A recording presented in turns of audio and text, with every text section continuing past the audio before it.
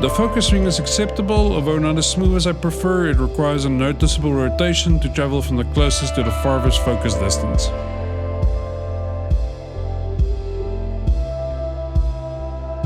I did a quick test of the lens for bird photography and it works surprisingly well. If you shoot at f8 and bright light, you can get some decent shots.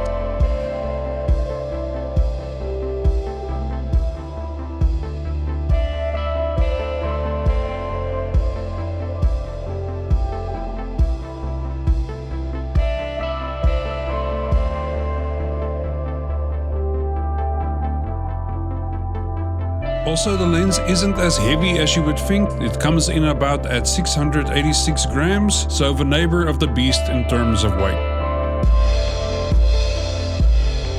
With that, thank you for watching. Until next time, take care.